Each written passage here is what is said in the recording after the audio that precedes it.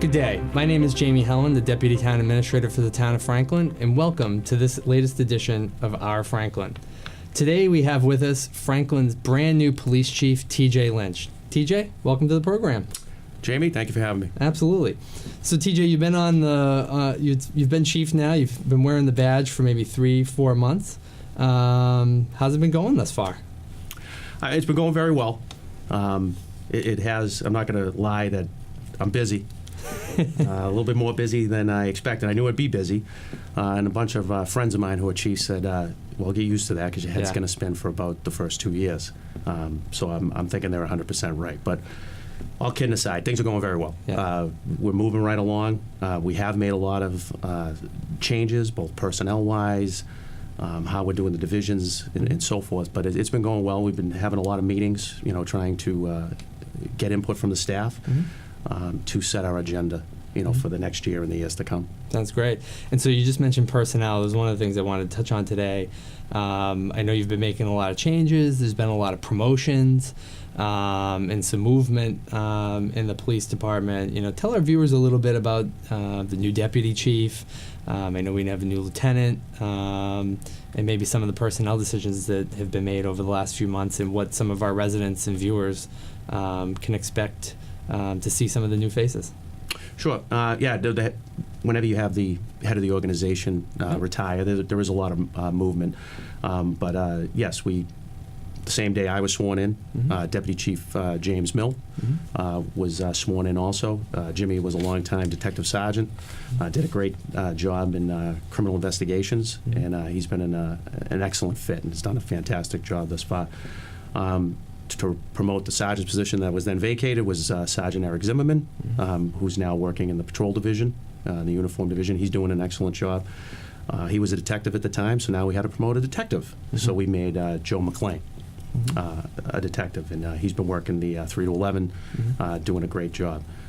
We've also been fortunate to, we'll be pulling in who just graduated from the academy, Jack Flynn, John Flynn, affectionately known as Jack, who just graduated on September 23rd, fourth in his class at the Plymouth Police Academy. Out of how many folks?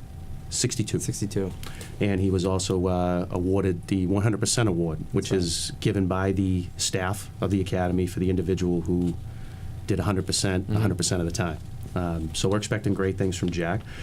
And then finally, for personnel changes, we're looking forward to Officer Tara Souza, who will be transferring from the Westport Police Department. She comes over with 8 years of experience. Excellent. And she'll be starting with us on November 7th. Fantastic.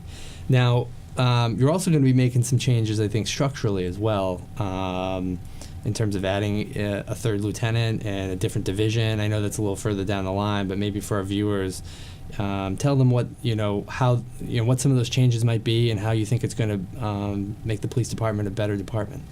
Yeah, in an effort to become more efficient, to streamline some of our processes, we did end up making some changes. We have 3 divisions. We've always kind of had 3 divisions, but we kind of moved some things around. So we have the operations division, which is currently run by the deputy chief, due to the fact that we do not have 3 lieutenants to each run a division.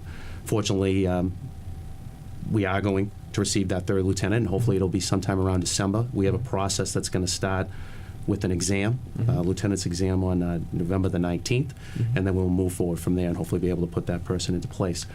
We also have an administrative services division, which is run by Lieutenant John Ryan, and they handle everything from firearms licensing to the facility, making sure that the station, any improvements that need to be done, things like that, to scheduling, training. They handle all that. And then we combined our detective unit and our community service unit into what we call the specialized services division. And of course, the community service unit is known mostly for being the school resource officers. Lieutenant Mark Monacchio runs the specialized services division. And obviously the detectives, which now is the criminal investigations unit, do all of the criminal investigations. They do the follow-up investigations, the more serious crimes that we have. And I'd be remiss if we didn't make a short plug there's another exam coming up in November. Maybe you could talk a little bit about that exam. I believe it's on November 5th. New officers exam, and how people can sign up, and what are some of the traits and what are some of the attributes you as chief would be looking for people to take that exam to possibly have a career in law enforcement in the town. Yes, now that we've gone non-civil service since 2012, we run our own entry exam. Mm-hmm. It's being run by Police Exam Solutions, and on their website is where you can find out all the information, where you can register for the exam. Mm-hmm. The exam is on Saturday, November the 5th. We haven't had exam for 2 years, so it was time to have another one. What we're looking for is, an individual who's altruistic. Mm-hmm. You want to help people in the community. Somebody that is willing to. Let's be honest. You got to give up those holidays. You got to give up. You got to give up a lot. Yeah. If you want to do this job, you'll be working a 4 and 2. Your days off change. They're not always on the weekends. We're looking for somebody that is willing to do, that maybe give up a little bit of, regular type of home existence, but that. At the same time, you really have that drive to want to help people, because that's essentially what you do. And it's not TV. Yeah. It's not what you see on prime time. That's right. Every now and again, something similar may happen, but it's very few and far between. Yeah. A lot of it is just being there, to assist the community. And, we're a heavy community policing department, and we're looking for people that, want to, move our community forward. That's right. Make it a better place to live. And it's a rewarding field, as you just pointed out, public service. Obviously, we're both in it. But, given a lot of the media coverage, like you're saying, what you see on TV, give some of the viewers who, may be on the fence and may be saying, maybe I am interested in a career in law enforcement. Maybe I go to Dean College. Maybe I'm in the high school right now. Maybe I'm in middle school. Talk about some of those rewards that we get being in public service, but obviously you in law enforcement. It's a great community here in Franklin. But talk about some of the rewards that you've had even in your career. Almost 20 years, I think, in the town. You spent your career in law enforcement. People do give up quite a bit to be in your field. But give our viewers at home maybe some of the pros or the rewards that would come from being in law enforcement, specifically here in Franklin, because we have an exam coming up here in a month, and this is a great opportunity for people who may be interested in law enforcement to get their foot in the door. I have been with the department for 20 years. My entire career has been with the Franklin Police Department. I've had, in my opinion, a very rewarding career. I think anybody in law enforcement, you don't take the job. We're not taking it for the money. It pays well, but it's not something where you're going to get rich or anything. I mean, you do it because deep down, you really want to be there for others when they need it. When that call comes in of a, baby having trouble breathing, to anything from a car accident. People are looking for assistance, and if you can help and provide that by being there for them, there's nothing more rewarding than that. In my career, probably one of the most rewarding things that I've had is being involved in some of the specialty units, not only that we have at the police department, but also our relationship with the Metropolitan Law Enforcement Council. Being a part of Metro Star, I ran the search and rescue unit for 12 years, and we've kind of adopted, most search and rescue teams have adopted, what the United States Coast Guard saying is, so others may live. And that was our entire existence, was, when people went missing, such as people suffering from Alzheimer's or other dementia, children with autism, and they, what they call BOLT, or the elderly wander, that we would go out there and look for them. And ultimately, if it wasn't for us and what we did, then there's a good chance that they would not have survived, due to weather conditions, et cetera. So, if you have a deep down desire to want to be selfless and help other people, then this is one of those professions where you can thrive. Excellent. And I think our police department excels at that. One of the things that Franklin is notoriously known for, and I knew this even before I came to Franklin, as the deputy town administrator, Franklin was always in the news as one of the safest communities in the state of Massachusetts, one of the safest communities in the nation. That's a hard distinction to make. There's, tens of thousands of communities around this country, and somehow Franklin has routinely been in the upper tier of communities. It's always known in Massachusetts as one of the safest communities, Why do you think that is? Well, I mean, it's one of the We safest know communities. there's a lot of factors, but just It's considered one of the safest communities, I think, is because the criteria is they're looking at cities that are 25,000 or more. And, Franklin is considered, we're the town of Franklin, we're the city of Franklin known as the town of Franklin. That's right. And so the statistics, would show that crime in our community isn't that bad? Does that mean that we're not busy? Does that mean that we don't have things that we're doing? No.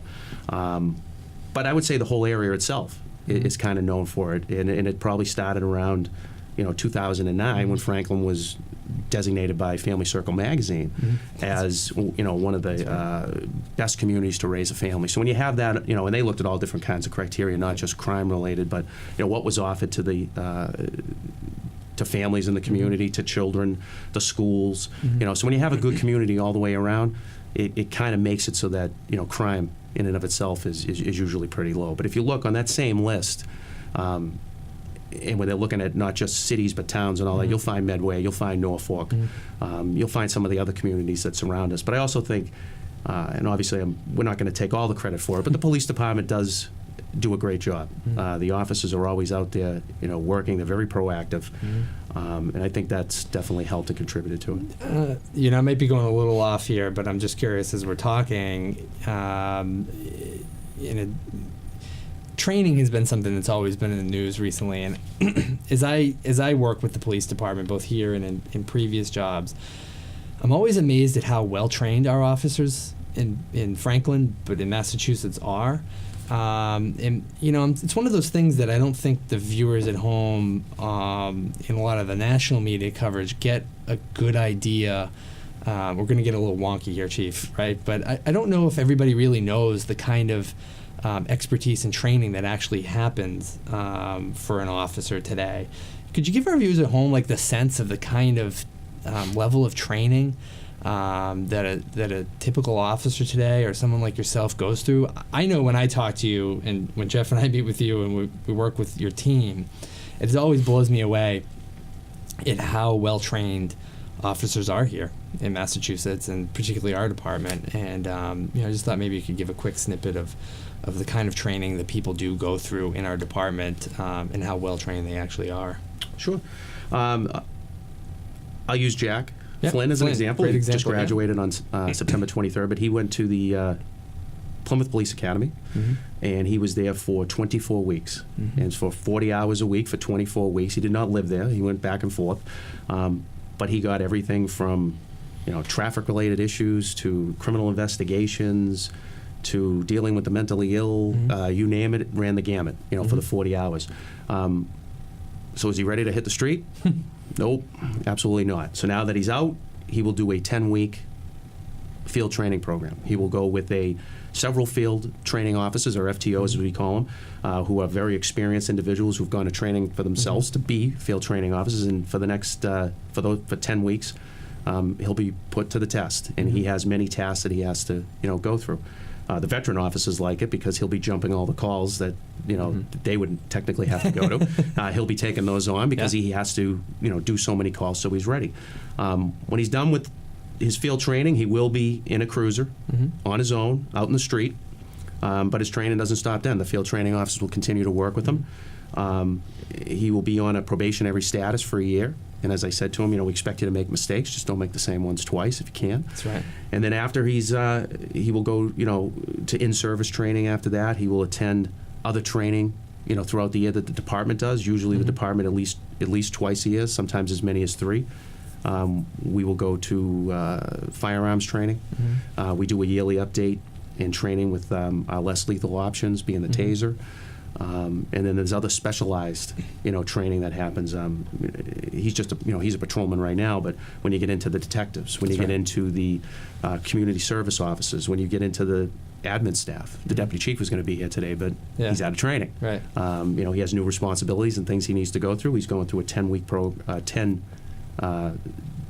day program that runs for 10 months, 1 day a month, with the Municipal Police Institute. So that's one of the reasons he couldn't be here. But, we pride ourselves in training. We worked several years ago under Chief Sumergian to get additional training. The town was good enough to give us some additional monies, and we've been putting those to good use. So, Patrolman Flynn, when he gets on the job, once an officer gets out there and they're on their own, the training doesn't stop throughout their career. The training just keeps on going, more specialized types of training. Give us a couple of examples of you just mentioned the deputy chief with going to the Municipal Police Institute. What are some of the other specialties in your area? Criminal investigation. What are some of the other areas that folks in the Franklin Police Department would end up going off and doing additional stuff throughout their career? I mean, all of the offices. It varies, but Sure. All of the offices are mandated by the Municipal Police Training Council to go to 40 hours of in-service training, which is takes place down at the Foxborough Police Academy, also known as the South Suburban Police Institute. So they all go there for at least 40 hours. They're also going to do, like I said before, training that we do for firearms, less lethal, the taser, et cetera. And then we do have specialty trainings that occur throughout the year, whether it be drug interdiction, whether it be other trainings that officers might bring to our attention that they would like to attend. Then we have specialties such as our drug recognition experts. We've recently sent, due to the opioid epidemic and some of the things going on, we wanted to make sure that we have officers trained in the ability to, all the officers are trained in how to detect and to determine if an individual is driving under the influence of alcohol. But it's a lot more difficult to determine if somebody's driving under the influence of narcotics, drugs, or other influencers. So that's a very difficult program. It takes a lot to be able to go through it. The individuals go to a 2-week training, which includes going to Maricopa County Sheriff's Department in Arizona, in which they end up actually doing most of their testing and evaluations, and then they come back and they're certified, and they go out there and do the work. So, I mean, there's all kinds of specialties that we have throughout the department, whether it be traffic related, whether it be criminal investigation related. There's really never a week where it's very rare that we don't have somebody within the department attending some kind of training, because it's important. Training, how you train is how you will end up reacting out in the street. It's what you will use under stress, and it gives you the tools you need to be able to deal with anything that we're dealing with. It never ceases to amaze me, because I think it really does showcase how prepared our officers here are in Franklin, and like you were saying before, certainly in area communities and throughout Massachusetts as well, we have incredibly well prepared police departments. And speaking of that preparation, one thing you just mentioned a moment ago was MetroLAC. I think in addition to just the officers and the police department staff who are well trained, we have a good history here of regional collaboration. I know you were very involved in MetroLAC. I know it's a wonky subject in some ways, but this is a great opportunity, I think, to make a mention of the kind of regional collaboration we do have with a lot of communities within Norfolk County and within the area. I'm constantly amazed, since I've gotten to know you, how sophisticated MetroLAC is, and how well it works. And so I thought maybe you could just give our viewers at home a quick sample of what that is and the kind of collaboration that your department is engaged in. Absolutely. I always will have a soft spot in my heart for MetroLAC. I think it's a tremendous organization. It is a regional effort. It started back in 1997, actually, when Lieutenant Russ Jenkins, at the time, he's now retired Chief Russell Jenkins out of the Braintree Police Department, but they had an issue with a civil disturbance related to a labor dispute, and they needed to bring officers in from everywhere to help with that. There were thousands of unionized workers who were very upset about something and wanted to protest. Well, what they figured out was, when they brought everybody in, there was no regular command and control structure. There was no communications. It didn't really work very well. So they decided they needed an effort, and they came up with a concept. There was a vision of what they were looking for, and they brought in everybody from Norfolk County, and every department sent a few officers. Well, eventually, the communities decided they wanted to create a law enforcement council, and so they created MetroLAC, or the Metropolitan Law Enforcement Council, in 2001. And in 2001, that's when things really started to get moving. And Metrolec was formed on the basis of having every department had to give not only money in the form of dues, which is now $3,500, but also a 10% personnel manpower commitment. So for Franklin, if you had 46 officers, which is what we have now, you would need to put 4 or more officers involved into the LEC. And what it was made for was being able to respond when a community was in crisis and was overpowered and just did not have enough resources. And now they'd be able, with the touch of a button, so to speak, or a phone call to the Wellesley Communications Center, they're able to request what it is they're looking for services, and within a very short period of time get professional services along with all of the that comes with it, the logistics, the communications, the command and control. And the town doesn't lose its, the fact that they're still running that operation. Franklin would still retain its control. They're just here to work and to help out as best they can. Metrolec is made up of 46 towns, cities, and agencies. There are 3 sheriff's departments included in it. All of the communities are within 5 counties. Almost all of Norfolk County is involved in Metrolec, as well as towns and cities in Plymouth, Worcester, Bristol, and Middlesex County. Wow. And these aren't your normal, the response systems that are there aren't for your normal everyday kind of things. When do you, you were just saying at the touch of a button or a quick phone call, when do you touch the button and when do you pick up the phone? What's a couple of examples of when that's been used in the past? Because I think it really does showcase, the level of preparation that our law enforcement agencies have in the area. Sure. I mean, it could be from anything. I mean, there are several divisions in Metrolec. There's the Metro Star division, which I've been involved with, that's right. Which is the Special Tactics and Response, which does search and rescue, crowd control, and SWAT, Special Weapons and Tactics. There's also MOP, which is the Mobile Operations Section, which is the motorcycles. You also have cyber crimes, and then you also have there's a bicycle unit. There's the peer support unit. So, I mean, to run the gamut of what you could ask for anything from you have a critical incident in your own town that you handled all on your own, but you recognize that your people might need some assistance. And we've used it a number of times, when you have one of those crises, for the peer support unit to come in. We've had MOP come in to help us with funeral escorts for very major funerals, or to help out, at the funeral home with parking and so forth. We've had them come into town for SWAT-related calls, where you have barricades or instances where, somebody ended, shots fired or something. Over the years, we've used them a few times for that. We've used them a number of times for search and rescue, where we've had a resident wander away, and have been very fortunate with the services and being able to find those people. And all of the communities have used us at one time or another, some more than others. Some more than others, depending on what it is. I mentioned cybercrimes also, which is another unit in which, when we need a phone to be analyzed, or again, when we're searching, they come down and they crack open the computer, be able to look, so we can have an idea where to go from. I think it just gets to not only just the preparedness, but somewhat of the economies of scale. Obviously, every community in our area can't be fully staffed up to every specialty all the time. So I think it's a great example of where we're leveraging other resources here in Franklin and offering our specialties and our services too to other communities during some of those incidents. Moving forward, you've been appointed for a few months. You've certainly come up with a great vision for your personnel and your team down at the PD. Talk to our audience about a few of the other big picture vision goals you have for the police department, both in the short term and maybe in the long term.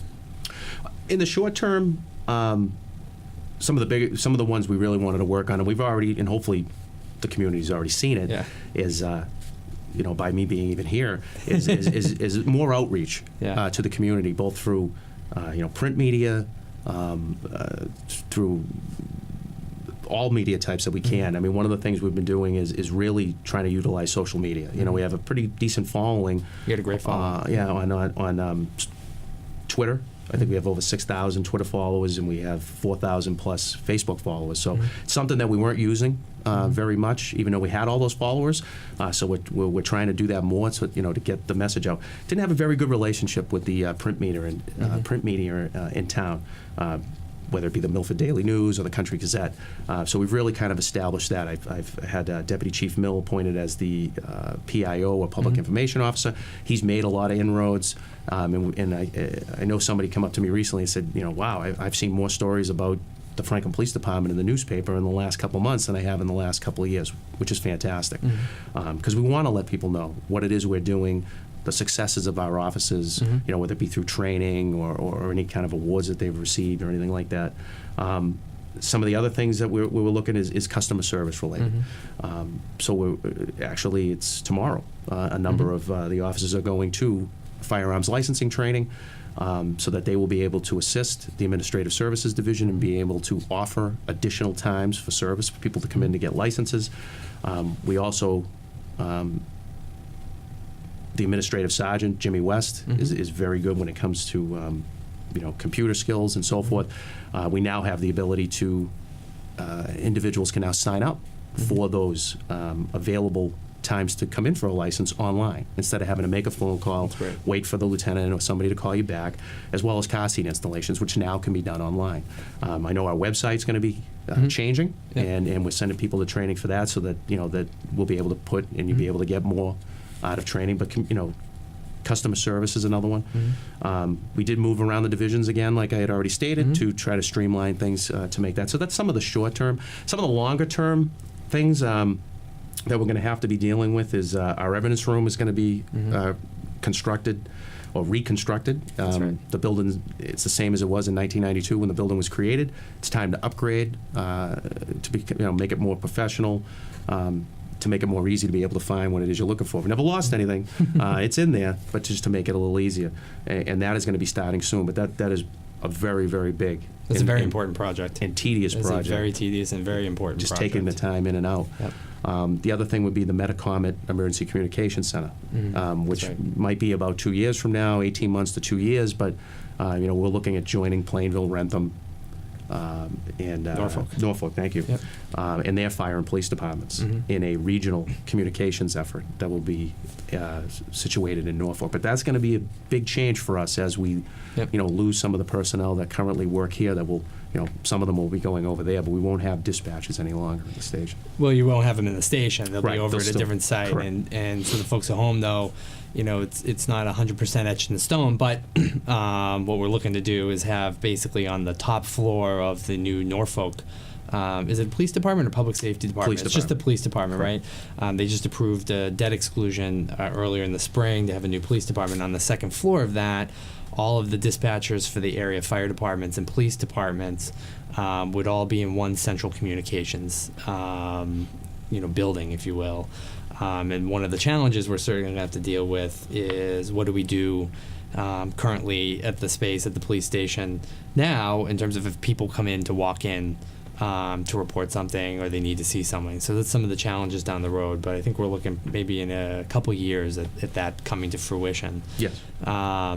So, as you kind of continue to move on, what do you think are some of the challenges that this community is going to be facing in the future, relative to law enforcement? Well, I mean, when you have the moniker of the safest community, That's right. Which I said is it's nice to have, but since I've been on the job, that's 20 years, the biggest complaint still is, or the ones that come in, is traffic related. And with additional building permits being issued and different additional developments going up and so forth, I think we've done a great job in the town, infrastructure-wise, doing over a lot of the roads. In the 20 years I've been here, almost every single road that comes into the town has been reconstructed at one time or another, whether it be Washington Street, King Street, sidewalks, etc., and sidewalks and so forth. But traffic will become an issue. I mean, when I first moved here, you could go down one end of 140 to the other end of 140 from Rentham to Bellingham, and you hit like 3 lights. Now there's probably like 9 lights. So there's going to be some issues with traffic. I think would be another one. I think another issue we have is small property crime, in which people are either breaking into cars or into homes, and most of the time it's unfortunately related to narcotics. Individuals are looking for quick scores on something that they can pawn or sell, so that they can end up, using the money to get the narcotics that they're looking for. But the simplest thing is we find is it's we're not seeing broken windows. We're not seeing, a lot of, most of the house breaks are, you see something with the cars. The simple thing is just lock your doors. And it's amazing how many people, I get it, we're the safest community, we get that moniker, but lock your doors. They will go by, especially if you live in a multi-dwelling complex or something like that. They're just going to go by and they're going to keep lifting handles until they find a door open, and then look for it. Of course, if you leave a laptop or something of other value on the front seat, there's a chance now that they will take the opportunity to break the window. So, secrete your belongings, bring them in the house, but lock your doors. And more often than not, they will just move on and probably not, do anything. And you just mentioned one other thing. I think I'd be remiss, because as you know, this is one of my things too. The opioid problem. There's a lot of media attention around it. There's been a lot of deaths across Massachusetts. I suspect that's going to be a challenge for our community moving forward in the near term. I'd be remiss if I didn't make a plug for the, or you can make the plug Safe for Coalition? the Safe Coalition in the town, which is doing tremendous amount of work and outreach in the community. And I know your department has had a lot of assists with them and trying to help get out the message and to try to help their cause.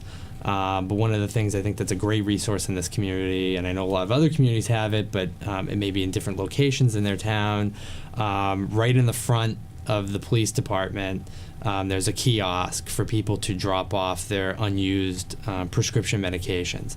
And, it doesn't just have to be narcotics or opioids. I mean, they can drop off anything there. But I think it's an incredible resource your department has, completely free.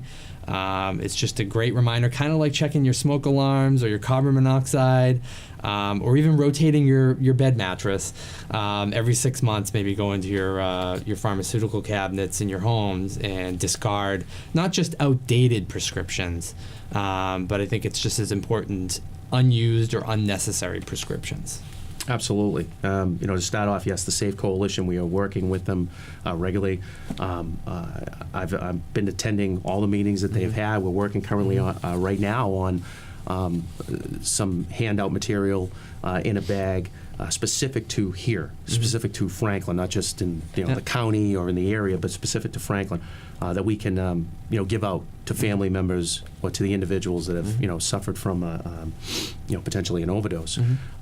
We do carry Narcan, and we've been using it when it's called for. We've had a lot of saves, but people unfortunately still we've had some deaths. We've had unfortunately still had some deaths. So there's a lot of work to do with that. We're going to continue with that.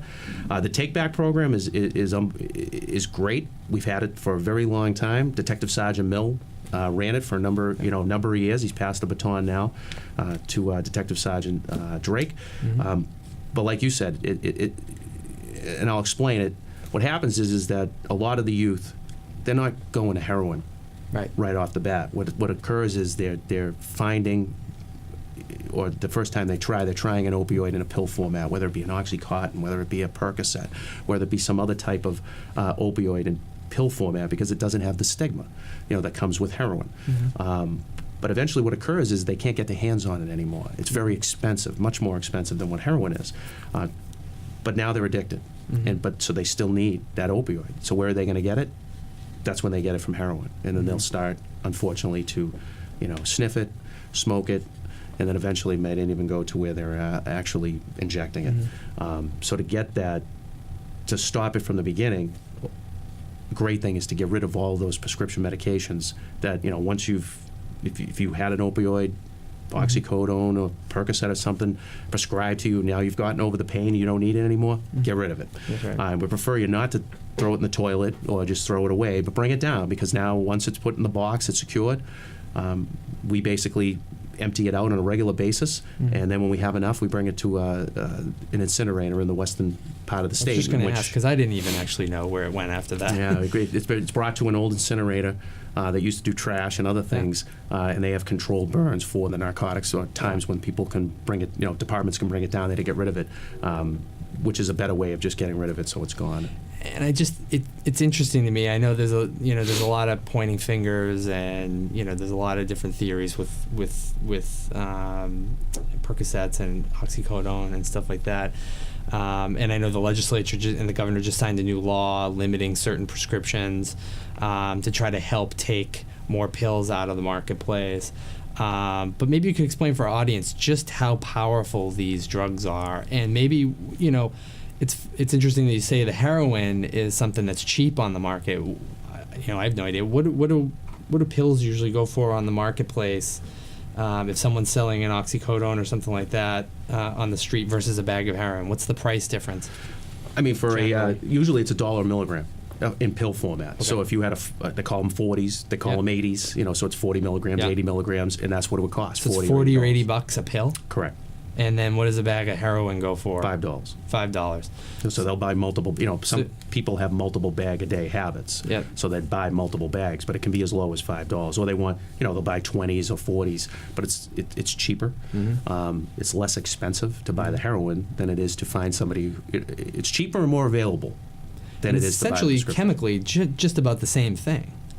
They're both an opioid. They're both opioids, right? Correct. So they're both narcotics. This isn't the the heroin crisis that went on years ago isn't quite the same as it is now, and the reason for that is that it's not just heroin. Mm-hmm. I mean, the heroin became much more was much stronger. They weren't, the dealers weren't cutting as much, but now you have things such as fentanyl, mm-hmm. which is much more powerful than heroin. That's what Prince died from, the musician. I believe so. Yeah. I'm not 100% sure, but so what they're doing is they're throwing in fentanyl or just fentanyl, and you think you're getting heroin. It's much more stronger, and I don't think that unfortunately the users don't know what it is that they're getting. The other reason that people are dying from it is that they all want to get off of it.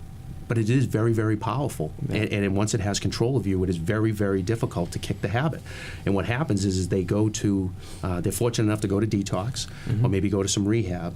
And when they get out, if by chance they relapse, they're usually going and buying the same thing and doing the same dose that they had done prior to, and mm-hmm. now their tolerance level has decreased tremendously.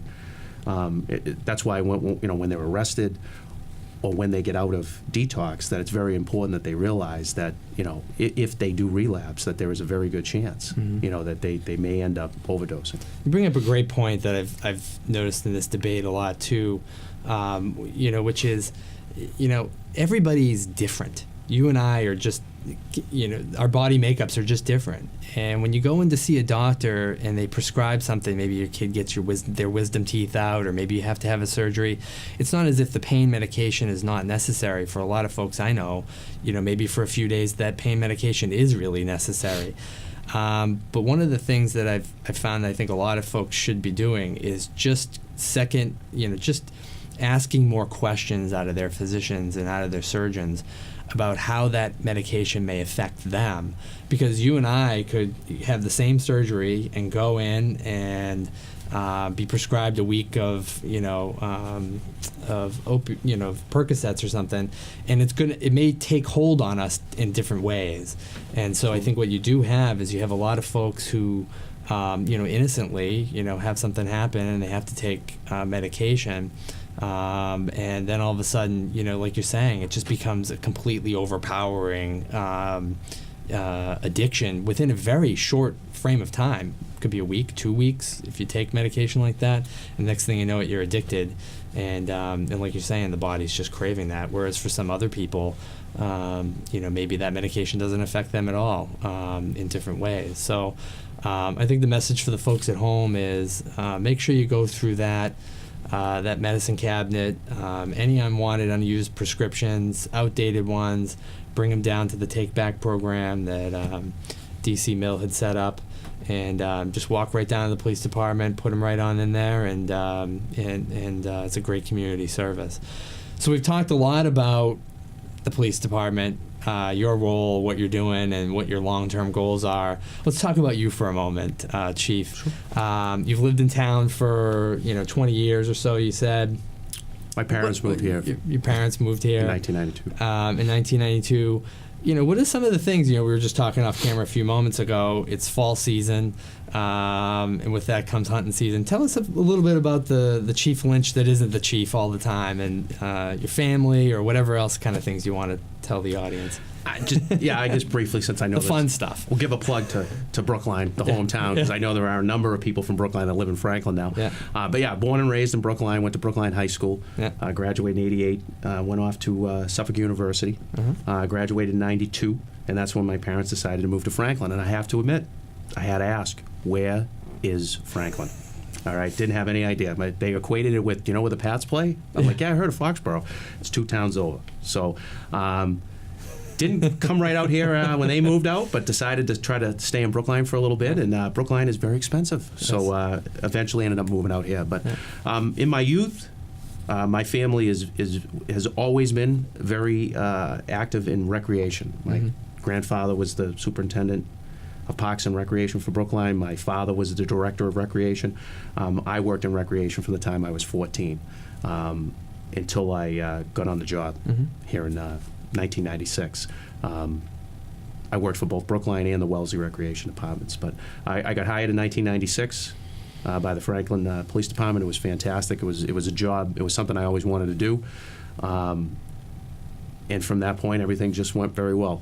3 years as a patrolman, less than a year as a detective, got promoted to sergeant, lieutenant for 15 years, and then deputy chief for a short period, and now chief. So that, along with the stuff I did for the Metropolitan Law Enforcement Council, I just recently resigned as the commanding officer of Metro Star, the Special Tactics and Response. I just don't have the time to do both anymore.